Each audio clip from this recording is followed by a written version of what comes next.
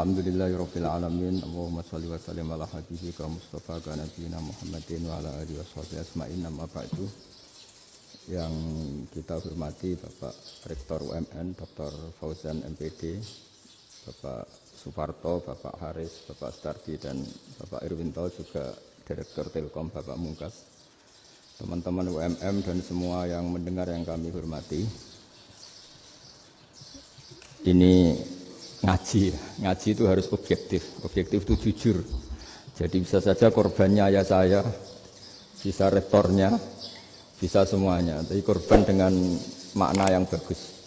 Karena di antara saran Al-Quran, Allah ngendikan kalau belajar atau mencari nasihat atau mencari kebaikan apa saja, itu diistilahkan walau ala anfusikum awil walidaini wal aqrabin, meskipun ketentuan itu merugikan kamu. Jadi ketentuan apapun yang merugikan kita harus tetap kaji meskipun itu tidak menguntungkan kita.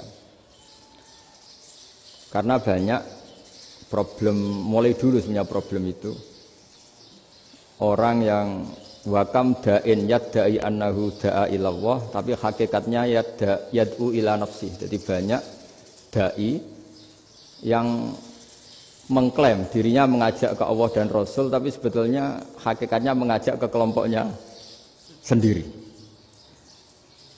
Saya ini termasuk kiai yang masih orisinil.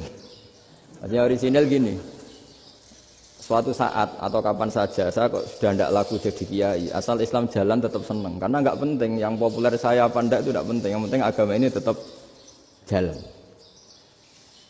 Sama, negara ini harus jalan siapapun presidennya. Ya, ini penting saya utarakan karena perbedaan antara nafsu dan komitmen beragama itu tipis sekali. Sehingga dulu pernah ada cerita, ini bukti keadilan Rasulullah SAW. Pernah suatu saat Nabi itu ngaji, yang ngaji seperti ini. Terus ada pemuda dengan cueknya ngelewati masjid yang sedang dipakai Nabi ngaji. Singkat cerita semuanya ngomel ya, bergumam. Celaka betul pemuda itu, ada Nabi ngaji kok tidak ikut ya. Tapi Nabi secara besar hati ngendikan, ini ada di beberapa kitab di Fadhailul Kasbi, keutamaan kerja. Kata Nabi, pemuda itu mau mencangkul di lahannya. Jika dia mencari nafkah untuk keluarganya, untuk kebaikannya, maka itu bagian dari ajaranku. Jadi Nabi berbesar hati bahwa kerja seperti itu bagian dari ajarannya. Jadi tidak harus datang ke majelis ngaji. Dan bisa saja yang sedang hadir itu ya orang yang hindari istrinya minta belanja, dari ngaji terus benar dituntut belanja kan gitu. Mungkin anak-anak UMM yang kesini daripada tengok-tengok yang Malang bosen jalan-jalan ke Rembang gitu. Nah, jadi nggak mesti benar juga niatnya gitu. Jadi ya sama itu. Jadi kalau di dunia kiai yang masih orisinil itu, nafsu itu benar-benar dilatih. Maka masyhur dalam cerita ada orang perang sama Ali radhiyallahu anhu. Ketika perang ini sangat semangat. Tapi ketika orang itu meludahi dan Sayyidina Ali ini tersinggung karena diludahi, Sayyidina Ali langsung angkat tangan. Sudah, perangnya nggak usah diteruskan. Karena saya marah sama kamu sekarang demi nafsu, karena kamu meludahi saya. Padahal saya tadi motifnya demi Allah dan Rasul. Jadi sangat tipis bedanya kita emosi karena diri kita dan emosi karena Allah dan Rasul. Sehingga ketika diludahin ini terus beliau mikir, jangan-jangan perang saya karena saya diludahin. Nah, yang hilang dari peradaban modern adalah Allah itu tidak begitu hadir di hati kita. Saya sering cerita di mana-mana, teks hadis itu sebenarnya berbunyi gini, ini hadis sahih. Mangka na yu'minu billahi wal yaumil akhir fal yukrim jarohu. Ada yang fal yukrim jarohu dhaifahu, ada yang fal yakul khairan aw yasmut. Siapa yang iman dengan Allah dan Rasul maka harus memuliakan tetangganya, memuliakan tamunya. Dulu itu ada seorang ulama dipanggil anak muda, dibully dari sekarang. Wahai kiai, datang ke rumah saya. Datang kiai itu. Setelah sampai ke rumah orang itu, silakan kiai kembali ke rumahnya. Saya tidak butuh kiai. Kiai itu dengan riang kembali. Setelah di rumah dipanggil lagi. Pak Yai silahkan datang ke rumah saya. Datang lagi. Ya senyum-senyum kiainya santai. Wah nggak jadi butuh Pak Yai, silahkan kembali lagi. Sampai 3 kali. Oh itu kalau rektor digitukan marah itu. Dosen marah. Kiainya santai. Santai senyum-senyum rileks. Ketika ditanya, kenapa Pak Yai tidak tersinggung? Jawabannya unik. Anak muda, saya ini senang sekali nuruti perintah Allah, disuruh menghormati tetangga. Sehingga ketika Anda manggil ya saya datang. Ketika Anda nyuruh pulang ya saya pulang. Saya senang sekali nyenengkan tonggo. Dan itu perintah Allah, jadi tidak ada hubungannya dengan kamu. Wah pemudanya nangis minta dimaafin. Kalau kita kan enggak, kita ini dosen, kiai, mungkin kita doktor, mungkin kita profesor. Tapi kita ini sering didikte oleh orang bodoh. Kalau orang bodoh itu jengkel, lo kita ya jengkel. Lo kamu jengkel, dijengkelkan orang bodoh itu namanya terdikte. Itu bodoh apa pinter? Wah itu tidak pinter sama sekali. Kalau betul-betul kamu pinter hanya bisa didikte oleh Allah Subhanahu wa Ta'ala. Jadi antara hukum Allah apa? Wa ahsin man asa'a ilaika, berbuatlah baik sama orang yang berbuat buruk sama Anda. Itu dikteannya Allah. Kalau dikteannya orang-orang bodoh kayak dimangkel ben mangkel, terus kamu mangkel. Itu bodoh apa pinter? Nah, problem kita kekinian adalah wong pinter, wong bodoh itu podo-podo bisa didikte oleh sekelilingnya.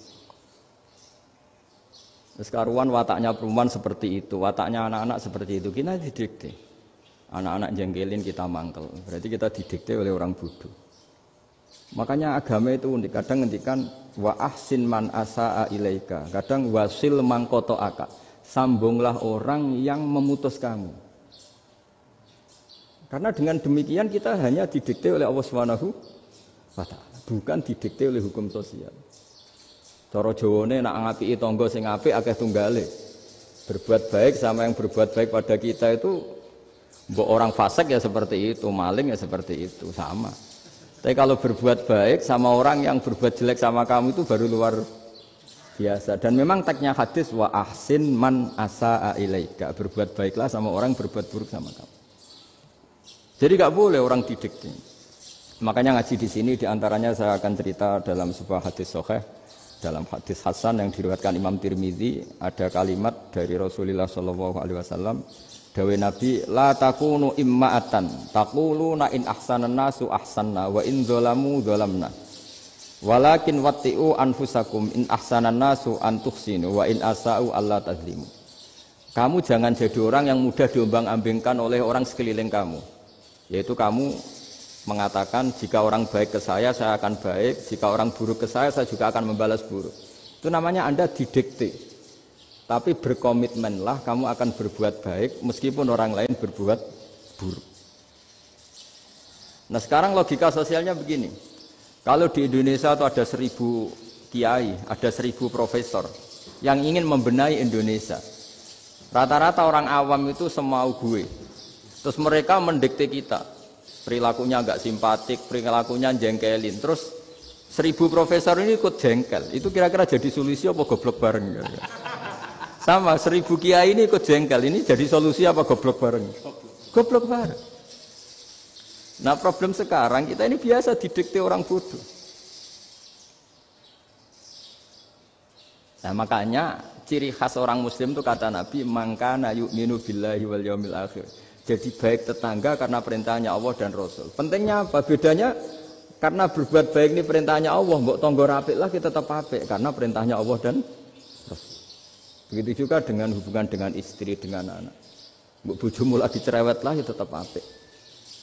Karena dengan cara itu kita hanya tunduk kepada Allah dan Rasul. Tapi kalau kamu, istri saya kalau baik ya saya baik, kalau enggak ya enggak. Berarti Anda didikte oleh perilakunya dia.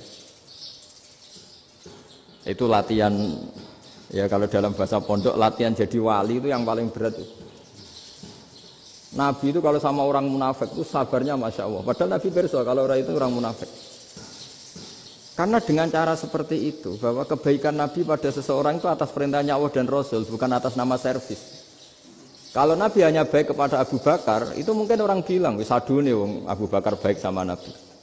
Tapi kalau Nabi baik sama orang munafik, Abdullah bin Ubay bin Salul, itu kalau nggak perintahnya Allah dan Rasul itu nggak bisa. Nah ini cobalah berlatih seperti itu, sehingga kita tidak mudah didikte. Ya saya ulang lagi nggak mudah apa? Didikte. Maka di antara kebaikan Allah dan Rasul adalah bahkan orang dolim saja diberi jatah rahmat. Makanya tadi seperti mukadimah yang dibaca Pak Haris tadi, agama ini rahmatan lil alamin. Orang yang dolim saja dapat jatah apa? Rahmat, apalagi yang soleh. Nah kemudian yang perlu dicatat, kenapa kita menjadi enjoy dengan Islam? Islam itu adalah agama yang tidak didikte oleh materi. Jadi kalau Anda ingin makan enak, mungkin kalau pikiran kebanyakan orang, anak-anak muda yang milenial, yang gaul, ingin makan enak ya makan yang disukai. Misalnya sate atau bakso Malang atau apa. Kalau orang-orang yang jadi wali gak gitu cara berpikir. Ini yang masih orisinil. Ditanya, ini dunia baru kesulitan makanan, baru resesi. Cara makan enak gimana? Jawabannya lucu. Ya gampang, idamuhu alju. Idam itu lauk. Kalau kamu ingin makan lauknya paling enak apa? Alju. Kamu harus lapar banget. Sampai kalau puasa itu melihat tempe itu wah luar biasa. Tapi kalau kamu nggak puasa, air putih itu nggak menantang. Tapi kalau puasa, tempe air putih itu menarik dan Anda tetap lahap. Apa? Karena lauk terbaik adalah alju, yaitu lapar. Lah tapi kita ini enggak, kita ini kayak orang bodoh.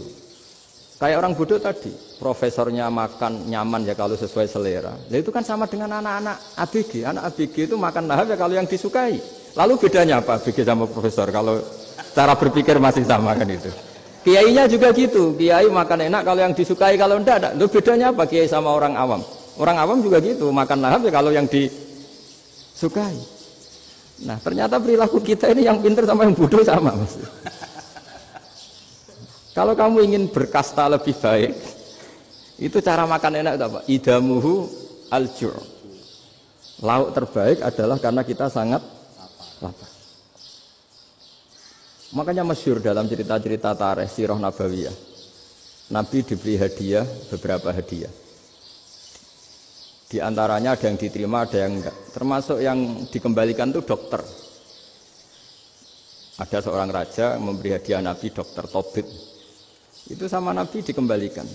Karena dokter ini sudah lama kumpul Nabi itu enggak pernah sakit. Akhirnya dokter ini putus asa, ini enggak perlu diobatin. Ketika ditanya, kenapa ya Rasulullah engkau tidak pernah sakit? Karena kita ini kaum, kita ini komunitas masyarakat yang tidak akan makan kecuali lapar. Dan kalau sudah makan, berhenti sebelum kenyang. Jadi sederhana sekali pengobatan zaman Nabi. Sebagian besar penyakit itu pasti disebabkan kita ceroboh dalam hal makan. Sudah ngerti kalau durian masalah, kalau makan durian ini enggak kehitung gitu, apalagi kalau gratisan itu tambah banyak gitu. Pola tidur juga gitu, kata Nabi, dan kita tidak tidur kalau tidak sangat ngantuk. Nah, itu namanya orang-orang soleh yang sudah tidak didikte materi. Kalau yang didikte materi kan bisa tidur nyenyak kalau kasurnya enak, AC gini-gini. Sebenarnya enggak, tidur enak itu ya kalau sangat ngantuk. Mbok di gudang, mbok di bis, kalau sangat ngantuk ya semuanya ya enak. Sama, mbok lapar, mbok hanya tempe, tapi kalau sangat lapar itu ya enak. Nah ini ilmu yang mulai hilang, ilmu-ilmu yang mulai hilang. Nah, cara ibadah juga gitu. Kita ini kan, saya ini punya bapak kiai, mbah kiai, punya guru yang sangat alim ya seorang kiai Kiai Memun. Itu dulu kita pengkaji ilmu, itu tidak pernah tahu bedanya NU dan Muhammadiyah. Karena dulu Mbah Darwis itu, Kiai Dahlan itu, dulu ngajinya bersama Mbah Hasyim ketika di Indonesia yang ngaji Mbah Soleh Darat.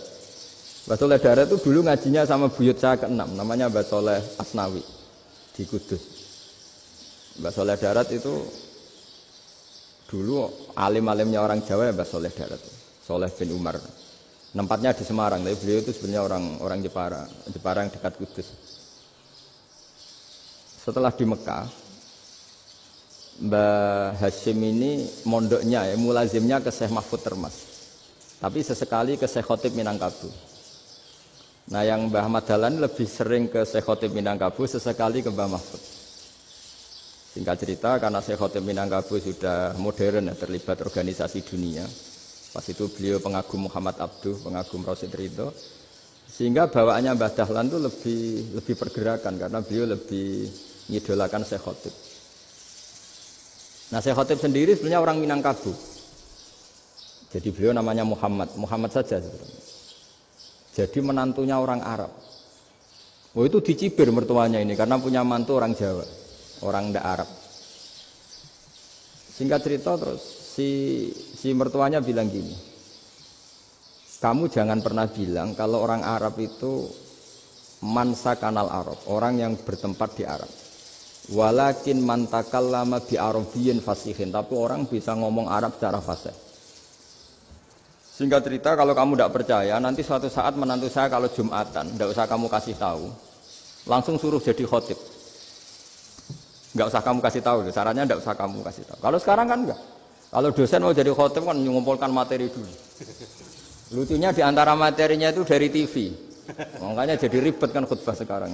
Kalau musim corona ya akan ngomong corona, musim apa yang ngomong apa. Jadi lagi-lagi didikte oleh media. Sebenarnya kalau ngomong kan sesuai kebutuhan umat, ini obatnya apa. Tapi enggak sesuai trending topik, itu kan kayak anak-anak gaul. Ini dokter kok gitu kan aneh. Singkat cerita si khotib ini enggak dikasih tahu, saya Muhammad tadi enggak dikasih tahu, langsung disuruh khutbah. Fatakallama bikalamin fasihin. Dia ngomong fasih sekali. Bahkan ngalah-ngalahi fasihnya orang Arab asli. Semenjak itu beliau dapat gelar Al-Khotib, orang yang cakap berpidato berkhutbah. Makanya terus dia Khotib Al-Minangkabau. Jadi orang Indonesia itu luar biasa. Dulu yang namanya orang Indonesia di Arab Saudi itu dihormati sekali. Karena yang ke sana itu pasti ulama. Sudah alim di Indonesia ke sana, termasuk Mbah Ahmad Dahlan. Mbah Hashim dulu karena sama-sama muridnya Mbah Soleh Darat. Lama-lama yang ke sana itu TKI TKW itu ya mulai agak dibully. Dulu Syekh Nawawi di antara ijtihad yang dihormati itu beliau mengkritik nyuwun sewu orang yang kan orang biasanya normalnya kan muji orang mati syahid. Hebat orang mati syahid itu hebat gini. Oke, kita sepakat orang mati syahid itu hebat.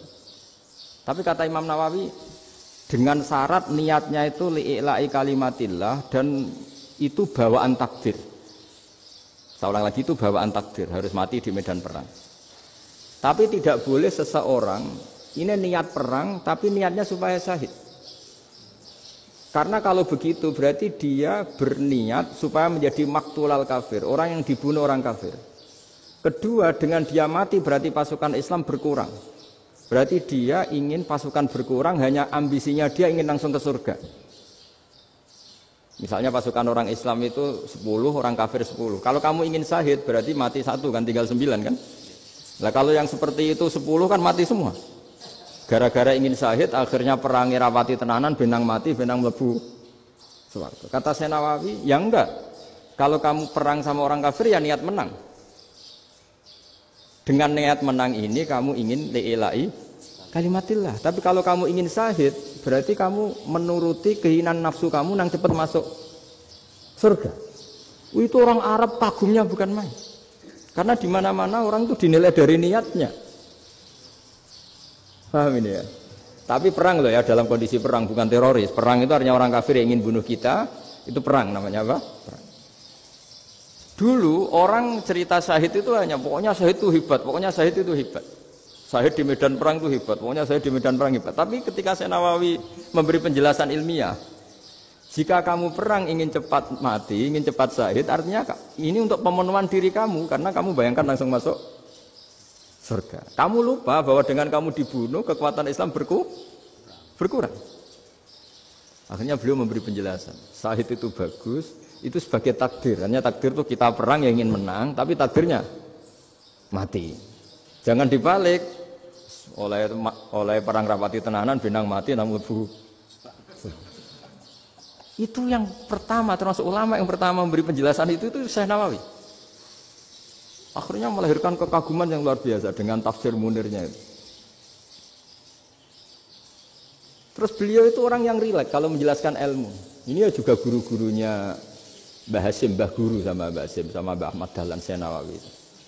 Jadi dulu yang alim di Arab itu ada Syekh Nawawi, ada Syekh Khotib Minangkabau, ada Syekh Bakir Jogja, ada Syekh Mahfud Termas. Itu orang Indonesia banyak sekali yang alim. Bahkan diantaranya yang dikagumi Al-Azhar itu juga orang Indonesia, nama Syekh Abdul Manan itu, mbahnya Syekh Mahfud Termas. Itu pertama ada duta besar Indonesia di Mesir, itu termasuk barokahnya Mbak Abdul Manan tadi, itu juga orang Indonesia. Jadi pemahaman ulama Indonesia itu khas, termasuk ketika memaknai apa? Syahid. Ketika memaknai apa? Syahid. Itu unik. Ketika Senawawi diuji dulu itu yang namanya ulama diuji dulu oleh 100 ulama. Jadi dulu ya ada kompetisi. Imam Bukhari diakui jadi ahli hadis itu diuji oleh mi'atu muhaddisin, 100 orang ahli hadis, sanad dibolak-balik, matanya dibolak-balik, tapi beliau tetap bisa mengembalikan proporsi sanad itu. Senawawi pernah diuji gini. Ayul afdol al ulama awe salatin. Keren mana ulama sama raja atau sama orang-orang kaya, sama penguasa? Ya keren ulama. Terus dibully sama orang. Tapi setahu saya banyak ulama yang antri di rumahnya raja. Tapi saya tidak tahu melihat raja antri di rumahnya ulama. Kan kebanyakan kan mungkin ustadz atau kiai yang antri ngajukan proposal kan enggak. Nah, kalau raja kan enggak pati itu, malah enggak usah antri. Kiainya sudah nyambut sebelum datang. Jawabannya lucu Senawawi itu, dan yang tanya itu langsung diem. Ya karena ulama itu tahu fungsinya uang, sehingga cara nyari sampai seperti itu. Sementara raja-raja itu tidak tahu fungsinya ilmu, makanya tidak pernah sowan ulama. Sehingga jadi ya dianggap enteng saja. Ulama kan tahu fungsinya uang, tahu untuk pondok, tahu masjid. Sementara raja tidak tahu fungsinya ilmu. Jadi itu khas Jawa ya. Khas Jawa, khas Indonesia. Apa-apa yang menurut orang banyak dengan tanda kutip itu buruk atau baik, itu orang Jawa menafsirkan itu gampang saja. Sehingga semenjak itu Jawa itu dipandang betul. Saya punya kitab namanya Qadhayal Haji wal Umrah. Itu terbitan Hayatul Ulya Arab Saudi, milik Wahabi. Itu diantara fatwa yang dipakai untuk solusi muskilatul haji, problem-problem haji kekinian. Itu fatwanya syekh-syekh yang dari Indonesia. Termasuk Syekh Khotib Minangkabau, Syekh Nawawi Banten, Syekh Bakir Nur Jogja. Misalnya begini, dalam fatwa-fatwa yang menyulitkan kita ya, sampai sekarang jadi perdebatan. Ketika sofa dan marwah itu dengan batas tertentu, saya ulang lagi dengan batas tertentu. Mau tidak mau atas nama kebutuhan, itu kan butuh perluasan. Karena kalau naik turun itu mudah disepakati ulama. Jadi misalnya gini ya, saya punya tanah seluas ini. Pasti orang akan mengatakan sampai bawah ya tanah saya, sampai atas tanah saya. Itu mujma' alaih, itu disepakati. Sehingga Nabi ngendikan al-Ka'bah min tuhumil ardi ilas sama Ka'batun. Ka'bah sampai ujung bumi, sampai ke aras semuanya Ka'bah. Sehingga tidak ada perdebatan ulama ketika Masjid Haram ditingkat, kemudian yang di atas sholat. Tetap dia menghadap Ka'bah. Tidak harus diluk melihat di bawah, enggak. Karena Ka'bah sampai langit. Sama, tanah Anda kamu tingkat sampai 10, enggak ada tetangga protes. Karena bawah sampai atas tanah Anda. Tapi kalau diperluas, tanah Anda kamu luaskan setengah meter saja atau 3 cm saja, iso geger mbek tonggo. Karena di mana-mana batas itu ya tadi, kalau atas bawah miliknya, kalau samping enggak. Pertanyaannya, perluasan Mina itu ke samping. Perluasannya Matof yang Mas'a itu juga ke samping. Geger kan ulama dunia. Bagaimana hukumnya Mina Jadid? Mina yang diperbarui atau Mina yang diperluas. Itu diantara rujukan baik yang membolehkan maupun yang menentang. Itu ya syekh-syekh Indonesia. Itu orisinal tuh. Saya punya kitab orisinal terbitan Hayatul Ulya, kira-kira ya kemenaknya Arab Saudi kalau di Indonesia itu. Itu yang dirujuk dawuh Syekh Nawawi, dawuh Syekh Khotib Minangkabau. Karena apa? Ada logika khas Jawa. Misalnya begini. Meskipun saya tidak perlu fatwa Mina Jadid sah apa enggak, memang jadi perkhilafan ulama. Misalnya kampung ini dinamai Mina. Pertanyaannya gini, tanah yang di samping ini bisa milik Anda apa enggak? Ya bisa Gus kalau dibeli atau dihibahkan. Berarti tanah di samping Anda menjadi milik Anda karena ada proses pengambil alian lewat beli maupun hibah. Nah masalahnya ini negara itu berhak menganeksasi atau memasukkan ini sebagai Mina. Itu ulama Jawa kalau ditanya, alasannya apa? Fa innal muttasila bisya hukmu dzalika syai'.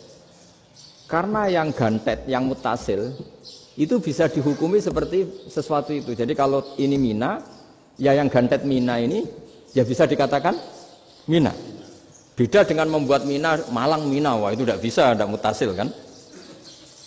Itu enteng sekali ulama Jawa. Satu ya tentu karena kebutuhan, tapi asal masih al-muttasilu bihi, yang masih tanah yang masih mutasil. Nah, ketika perluasan mas'ah antara sofa dan marwah kan misalnya ini batas luasnya sofa, ini batas luasnya marwah. Lalu atas nama kebutuhan, sofa marwah itu sampai sini. Sampai agak meluas ke sini. Itu geger Arab Saudi. Wah, ini gimana? Padahal tawaf itu harus antara gunung sofa dan gunung marwah. Sa'i itu ya. Tapi kalau istilah Quran memang tawaf sama-sama. Makanya apa? Inna sofal marwata min sya'airillah faman hajjal baita wa i'tamara fala junaha alaihi ayyat tawafa. Nah, jadi kalau istilah sa'i di Quran itu masih tawaf. Karena harus ada, kalau bisa lah, bukan harus. Kalau bisa memang harus ada unsur muternya. Kita kalau sa'i kan dari sini sofa sampai sini marwah, terus kan agak muter ke sini, nah, kan agak membentuk lingkar. Nah, makanya Quran tetap mengistilahkan apa? Tawaf. Jadi bukan sini ke sini, terus sini ke sini kan enggak, tapi sini sampai sini, terus muter kan, terus sini. Jadi antara setar dan selama ini prakteknya kan gitu ya. Sofa ngambil sini, terus ke sini, terus agak muter. Nah, karena ada unsur agak muter ini, terus orang menyebut apa? Tawaf. Tapi itu bukan syarat sah, ini cerita ideal. Saya ulang lagi ya. Gunung Sofa itu puncaknya atau pucuknya kalau dalam bahasa Jawa itu ya hanya segini, ini sampai sini. Nah, kelompok Islam yang fikih keras nggak boleh diperluas karena Allah memilih tempat ini itu spesial, jadi nggak boleh ke yang lain. Tapi ketika kebutuhan mendesak, mau tidak mau harus diperluas. Itu jawabnya Kiai Jawa lucu. Gunung sing ketok itu sing dhuwure tok. Sikilane luwih hombo. Jadi karena kita kan gunung kan bentuknya gini. Nah, sofa yang kecil itu yang atasnya, tapi sikilannya sini kakinya lebih luas. Jadi boleh perluasan asal tidak melebihi kakinya. Nah, dihitung ya lebih luas. Jadi Kiai Jawa itu kayak wong delok gunung Penanggungan, kayak gunung Arjuna. Di mana-mana puncak gunung itu lebih kecil timbang kakinya. Artinya diperluas ini bukan berarti tidak di sofa dan tidak di, itu khasnya Jawa. Jadi jangan kira orang Jawa itu udah hebat sekali. Termasuk perkembangan hotel di Arab Saudi. Itu dulu sebelum ada hotel. Buyut saya kelima atau keenam dulu haji, namanya Badur Rahman. Itu kalau mau ingin apa ya, menghindari terik matahari itu masuk gua. Itu masuk gua itu hanya separuh badan, kakinya di luar. Jadi jangan bayangkan kalau gua di Indonesia kayak gua Akbar di Tuban orang bisa masuk jalan-jalan, enggak. Gua di Arab itu kayak cepitan batu, tidak sampai masuk. Sehingga kepalanya dimasukkan, kakinya masih kena matahari, saking panasnya Arab Saudi. Sehingga dalam bayangan hijrah ketika Nabi bersembunyi di gua apa? Sur, itu kata Abu Bakar, kalau orang kafir melihat kakinya pasti melihat kita karena nggak bisa masuk penuh. Jadi orang itu mau dempes tok. Sehingga ya kira-kira luasnya gua ya paling segini. Makanya guyonannya kiai-kiai itu untung nggak kayak gua Indonesia. Kalau kayak gua Indonesia laba-labanya capek karena luas sekali. Jadi jangan bayangkan gua Arab itu kayak gua Indonesia. Makanya bayangannya andai kan orang itu melihat ke bawah pasti melihat kita karena orangnya nggak bisa masuk penuh, nggak bisa masuk 100%. Ya kayak cepitan batu lah mirip. Itu kan mirip Gunung Uhud. Gunung Uhud kata Rasulullah, nanti kalau kamu perang itu di atas, menang atau kalah di atas. Musuh biar di bawah. Dengan di atas kamu bisa manah. Jangan bayangkan kayak Gunung Merapi, kayak Gunung Penanggungan. Lah kalau Gunung Penanggungan mana ke bawah yang leyang kan?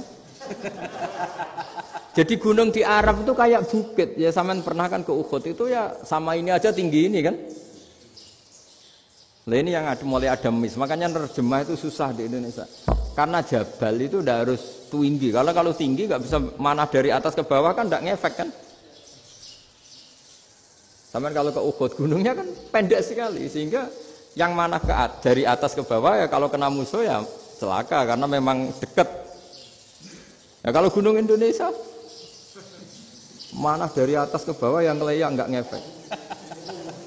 Nah itu susahnya nerjemah bahasa Arab ke kita. Jadi apa ya? Transkrip itu nggak gampang karena ada pengertian yang beda. Kita kalau bilang gunung itu tinggi sekali. Sampai banyak mahasiswa tersesat ya saking tingginya. Kalau orang naik Uhud nggak akan tersesat, wong ketok dari bawah itu. Nah ini pentingnya ngaji ya. Jadi akhirnya ulama-ulama Indonesia itu dipakai rujukan. Jadi mulai Mbah Hasyim, Mbah Ahmad Dahlan sampai era buyut-buyut itu masih orang alim. Lama-lama yang di Indonesia ini orang-orang yang bodoh. Sehingga orang Jawa kalau ke sana dibully, ya Jawa tak kulul khaya. Orang Jawa itu penggaweannya itu makan ular. Karena belut itu kalau di kamus itu persis ular. Dulu itu kan kamus tidak full color. Gara-gara gak full color, gambar belut sama ular itu sama. Belut itu belut sama ular kalau nggak full color gambarnya sama apa enggak? Sama. Terus orang Jawa itu kan masih banyak yang makan bajing itu apa? Ketupai itu. Bajing kalau digambar tidak full color sama dengan tikus.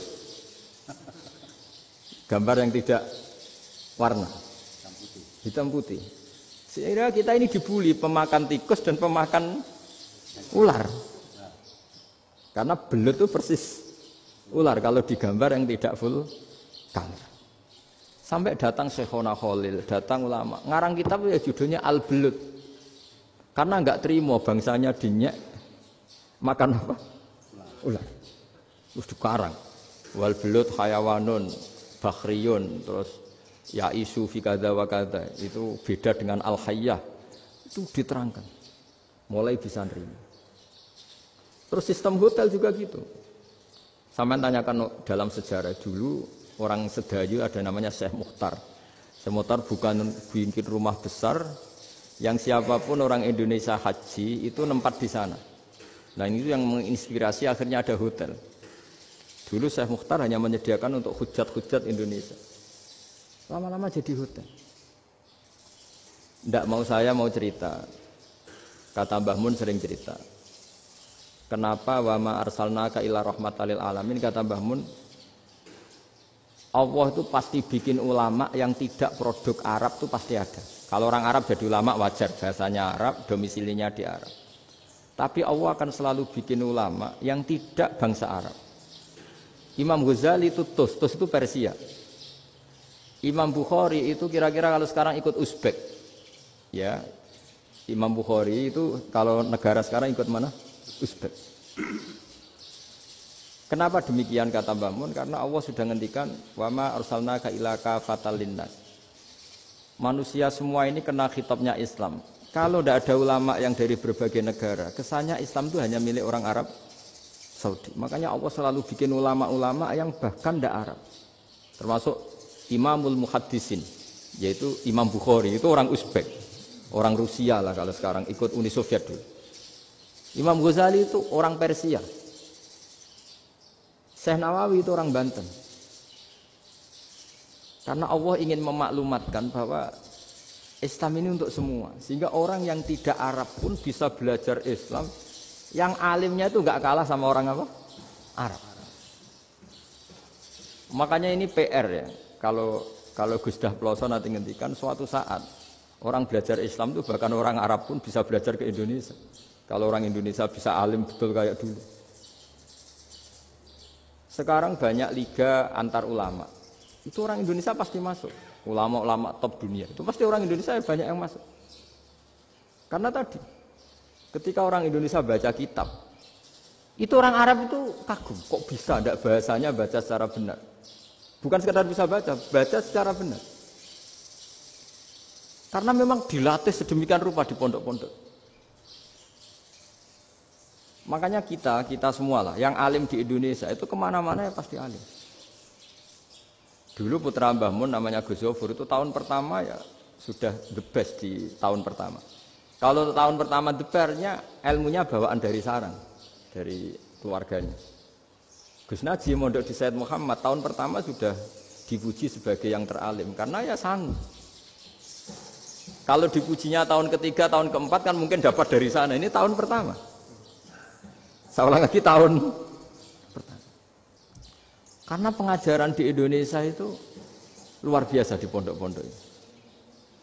Makanya kalau dalam anekdot pondok itu cerita-cerita lucu itu. Ada orang Jakarta ngaji, setelah di kelas itu pelengahan terus. Melihat jendela, lihat pintu terus. Lama-lama gurunya marah. Kamu diajarin kok enggak punya sopan. Melihat pintu terus enggak memperhatikan guru. Anak Betawinya jawabnya lucu. Habis Pak Guru bohong. Kenapa ya? Kamu Pak Guru bilang Ja'a Zaidun, Zaid datang. Tak lihat enggak ada yang datang. Setelah itu contoh nasab kan ro'a itu Zaidan. Saya melihat Zaid, saya enggak melihat Zaid. Contoh ketiga yang jar kan maror tu Zaidin. Saya berjalan ketemu Zaid. Pak Guru diam di situ enggak jalan-jalan. Jadi saking detailnya Indonesia dia diajari. Kalau rofa Ja'a Zaidun. Kalau nasab ro'a itu Zaidan. Kalau jar maror tu Zaidin. Nah si murid Betawi ini karena pertama sekolah, ngiranya gurunya itu cerita, Zaid datang. Makanya dia ngelihat pintu terus, mana katanya datang kok enggak datang-datang. Nah dengan latihan seperti itu, kemungkinan orang Indonesia salah itu kecil karena memang dilatih betul. Saya ulang lagi karena memang dilatih betul. Sehingga ketika orang Indonesia ini yang cerita seorang wartawan. Ini kisah nyata. Kalau ini tidak anekdot, kisah nyata. Ada wartawan internasional meliput Ramlah. Ramlah itu di Gaza, di Palestina. Wartawan Indonesia ini hanya bisa bahasa Inggris. Dijak ngomong bahasa Arab. Terus dia bilang saya tidak bisa. Saya tidak bisa. Saya bisanya ngomong Inggris. Tapi apa yang terjadi setelah sholat? Si Indonesia ini jadi imam pakai sholat jariah lagi. Baca bismillah benar, bismillahi jar karena mudhof ilaih. Terus ketika iktidal ya benar, Rabbana lakal hamdu mil'us samawati wa mil'ardi benar. Ketika tahiyat ya benar, at-tahiyatul mubarakatuh sholawat. Sama orang Arab ini diambungi. Orang Arab kalau senang orang itu dicium.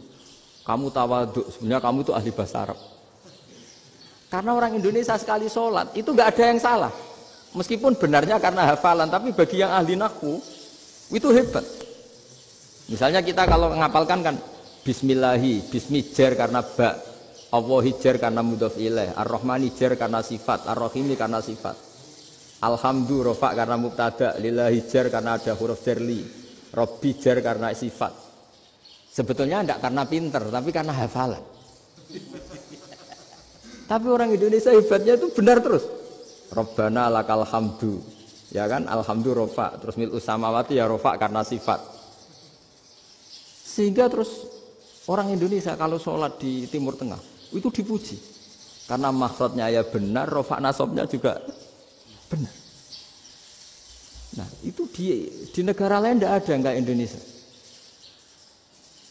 Orang Cina itu sering bikin marah orang-orang Arab. Karena kalau dongo itu enggak fasih kayak orang Indonesia. Orang Indonesia kalau dongo ya Allahumma, Allahumma, tohir, qalbi. Orang Cina, ini yang jadi guyon di Arab. Allahumma, Allahumma, tahir, kalbi. Gitu. Itu kan bedanya aja. Itu orang Arab pertama membiarin. Lama-lama kalbun entak gitu. Maksudnya asu-asumu gitu. Karena dia bilangnya qaf itu kaf. Jadi kalau Allahumma do Allah tohir, kalau aturi nyucekno panjenengan kalbi ing asu ingsun kan. Tapi kalau qalbi itu ati ingsun, tapi kalau kalbi anjing ingsun. Bedanya qaf sama kaf.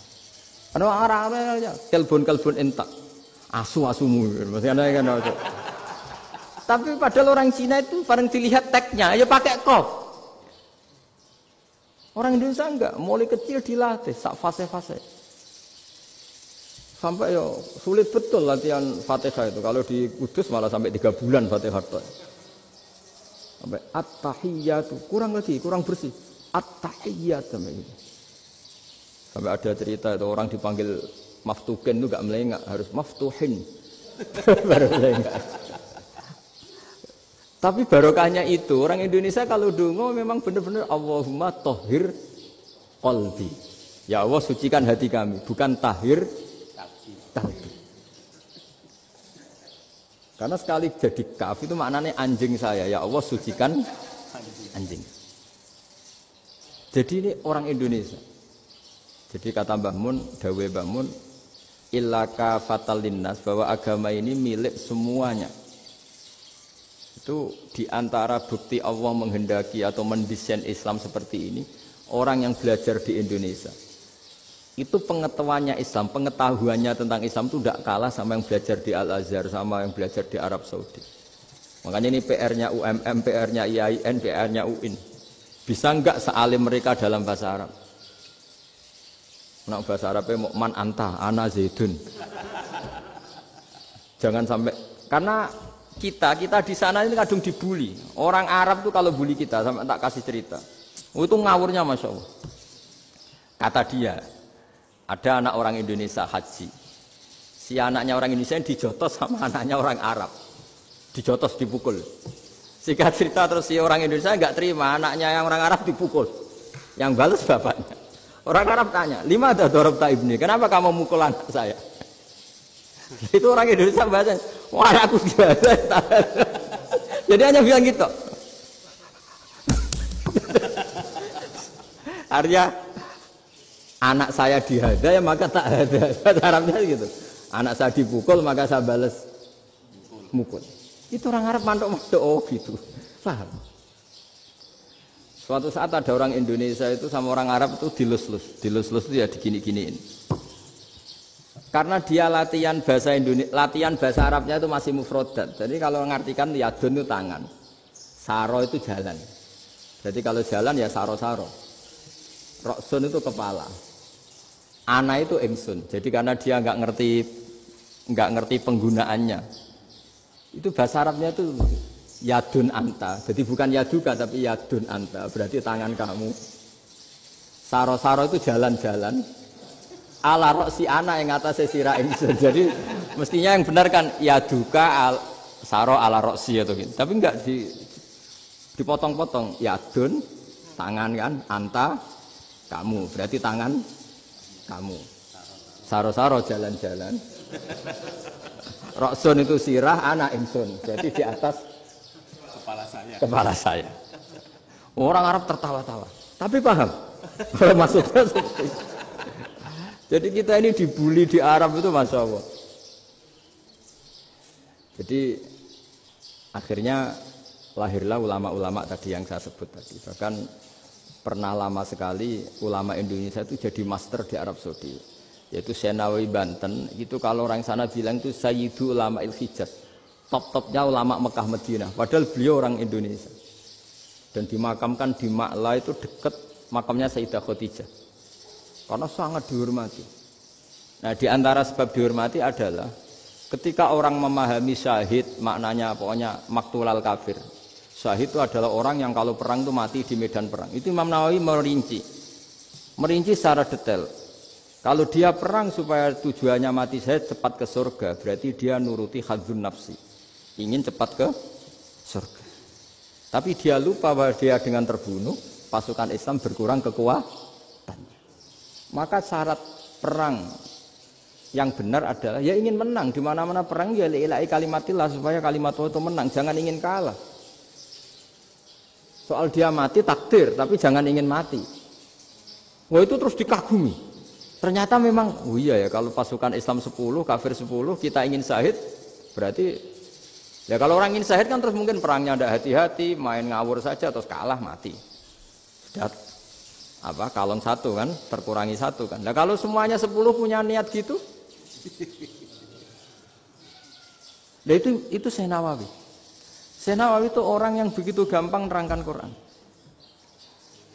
Bahkan ketika orang Arab kesulitan ngartikan famathaluhu kamathalil kalbi intahmil alaihi yalhas au tatrukhu yalhas. Orang tomak itu ibarat kayak anjing. Anjing itu kamu kasih makan ya tetap melet, menjulur-julurkan lidahnya, kamu ndak ya ndak. Imam Nawawi ditanya, ma wajhu sibbi, lalu wajah tasbihnya di mana? Beliau menjawab fitoma.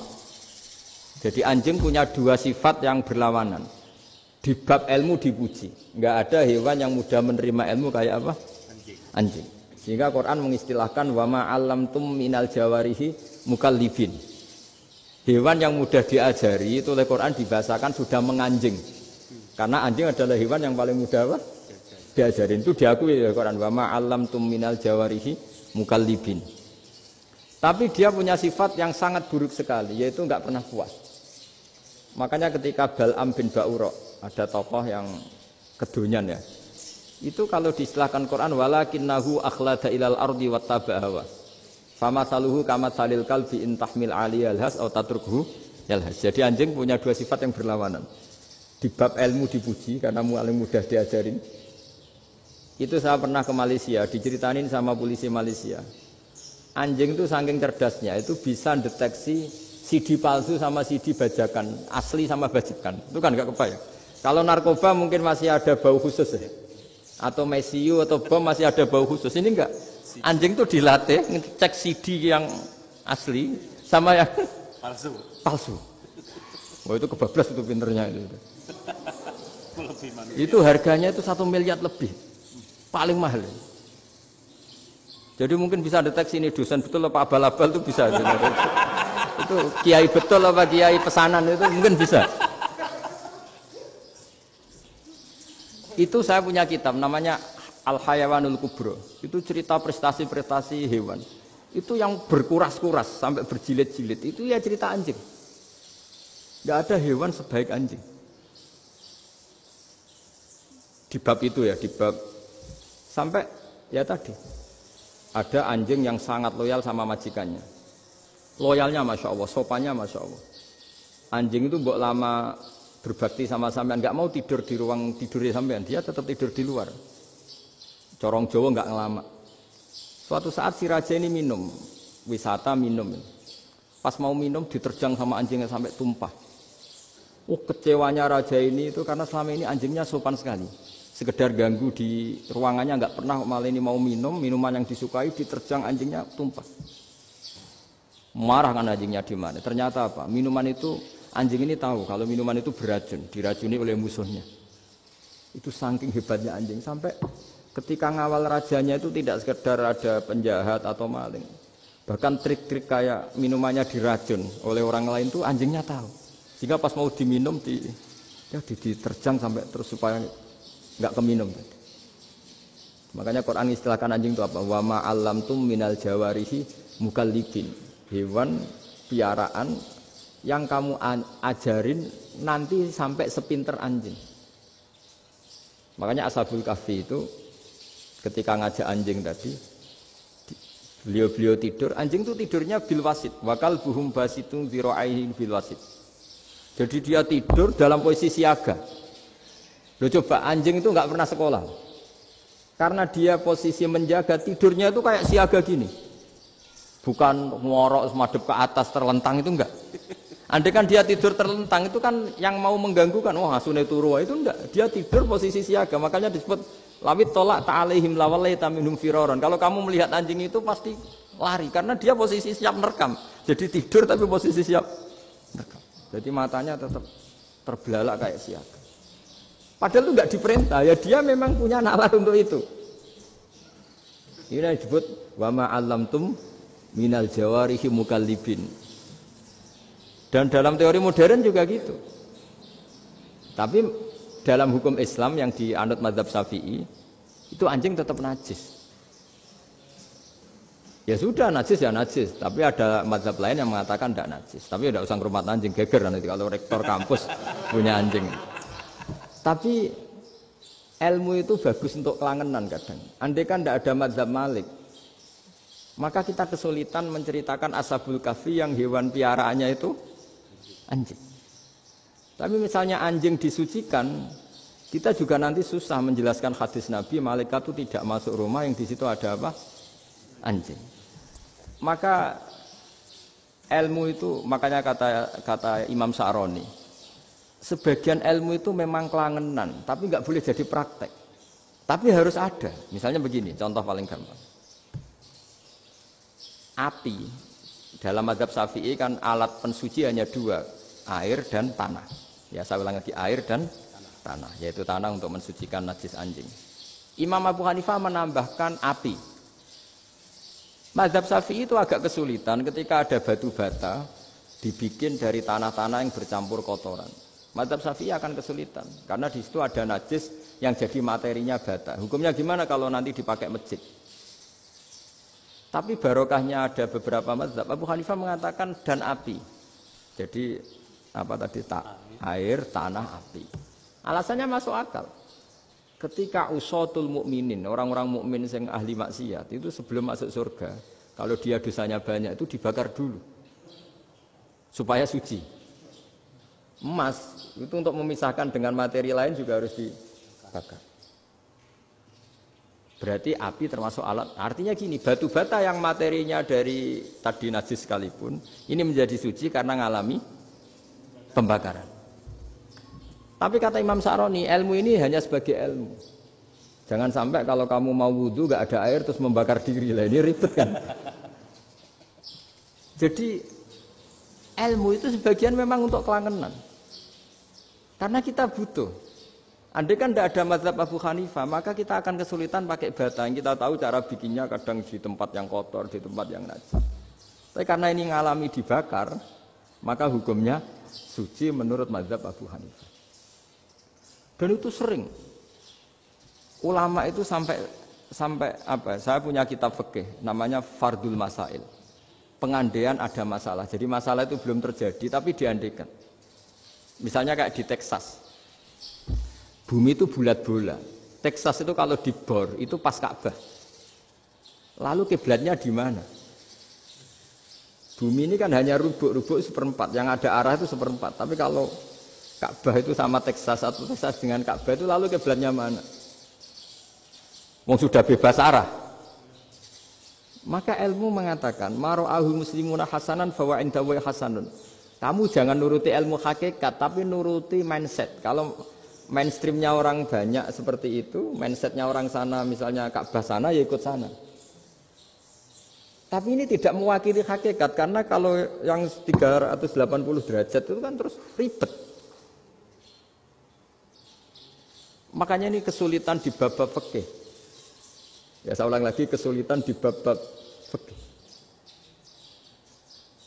Makanya fikih itu selalu bicara, misalnya gini, ada orang sholat. Saya ulang lagi.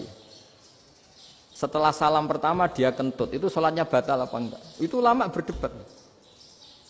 Yang dikatakan rukun sholat itu salam pertama. Sehingga orang kalau sudah salam pertama, maka sudah keluar dari sholat. Maka kalau kentut gak apa-apa, wong yang keluar dari sholat itu salam pertama. Tapi lalu pertanyaannya, kenapa Nabi salam 2 kali? Lalu yang kedua gunanya apa? Ribet kan, partai ini kalah pasti kalau ditanya gitu.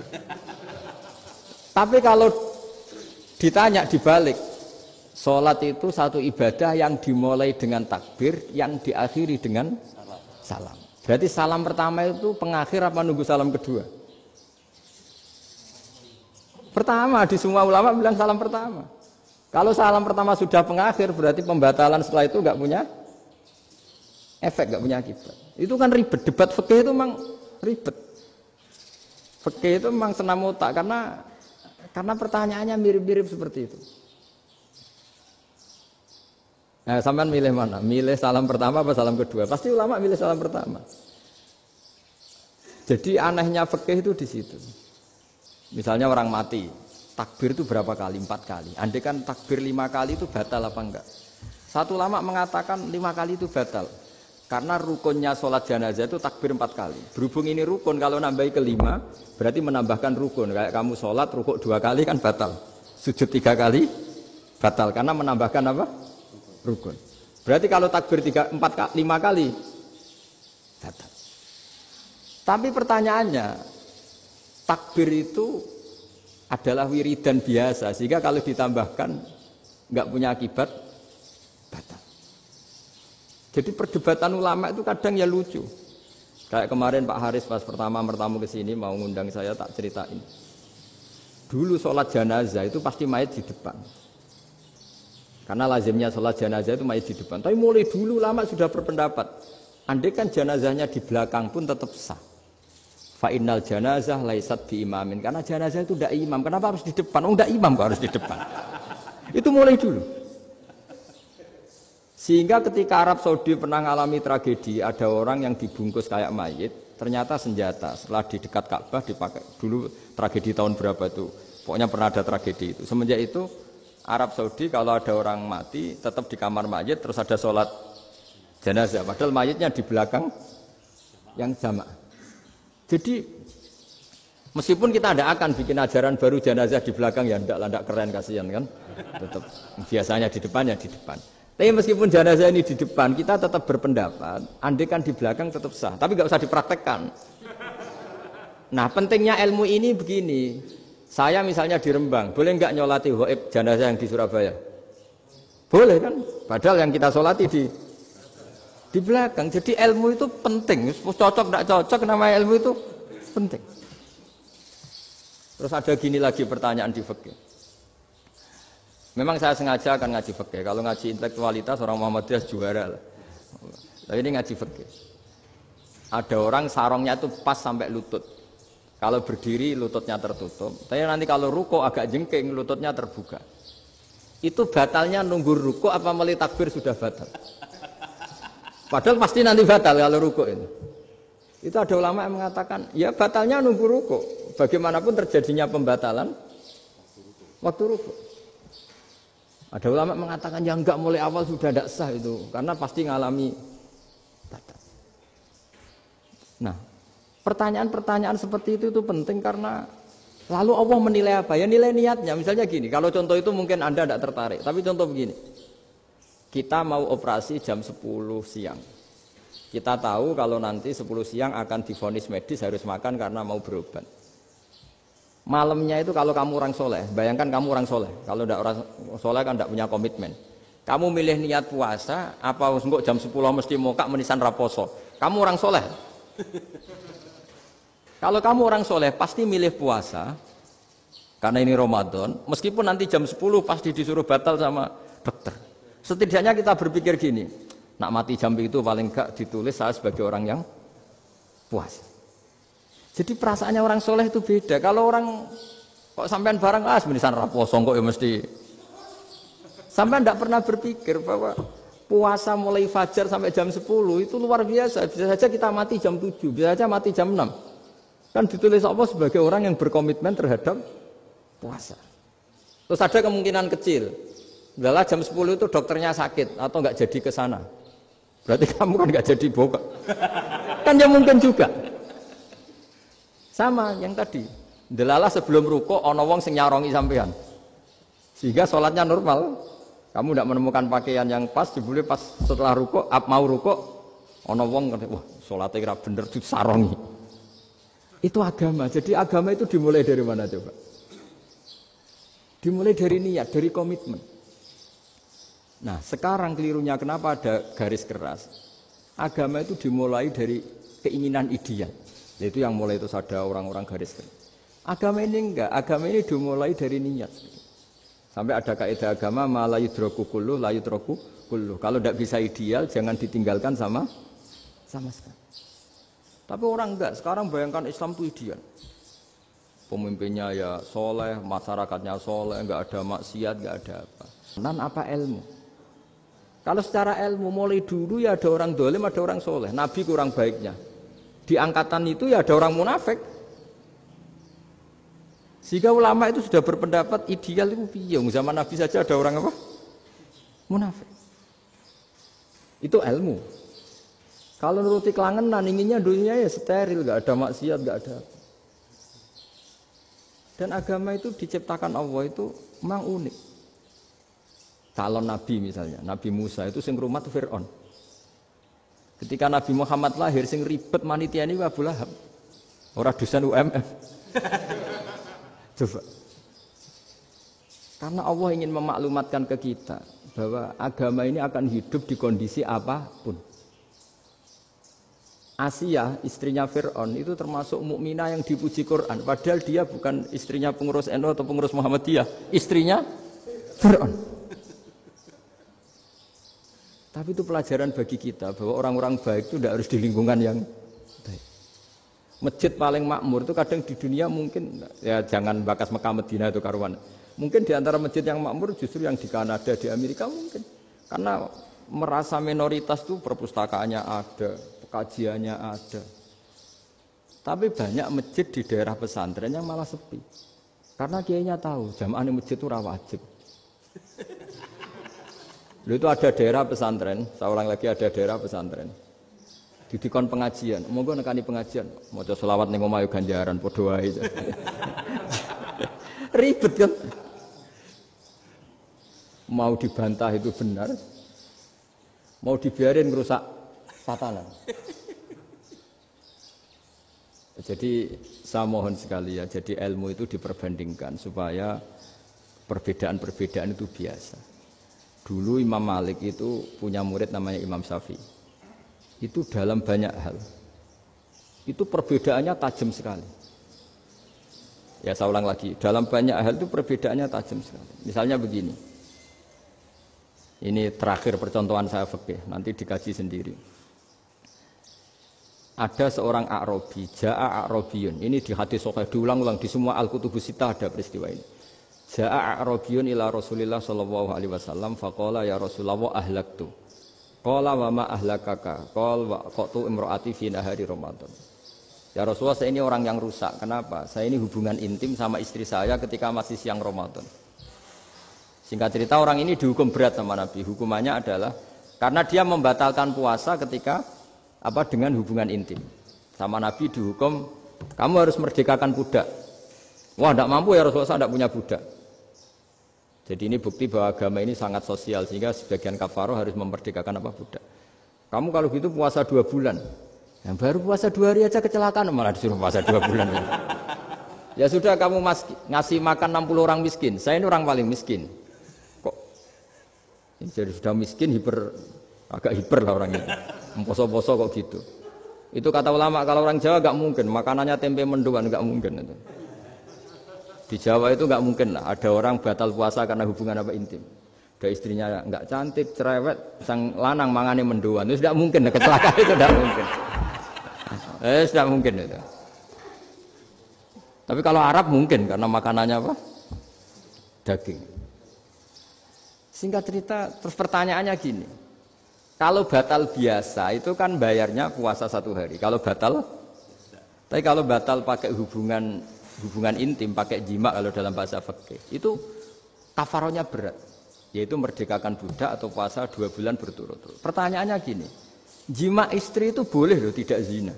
Seorang jima istri itu boleh loh tidak zina. Itu kan hukumannya berat. Nah terus Imam Malik berpikir kalau gitu tidak harus jima dong. Poso-poso, ora ana uzur, ora ana apa terus nyate. Esuk mangan bakso. Tanpa ada alasan syar'i. Hukumnya harus sama dong. Karena jima hukumnya boleh, berarti semua iftar, semua pembatalan puasa yang tidak ada uzur syara' maka hukumnya sama, yaitu sanksinya sama. Masuk akal enggak? Masuk akal dalam mazhab Imam Malik. Dalam mazhab Syafi'i enggak. Mulai dulu jima itu beda. Kayak mertamu nggone wong mangan iku oleh, tapi nek nggo bojomu mbok jima niku wis nemen ngawure lah. Tetep beda. Dari Imam Syafi'i pokoknya beda, jima sama makan itu beda.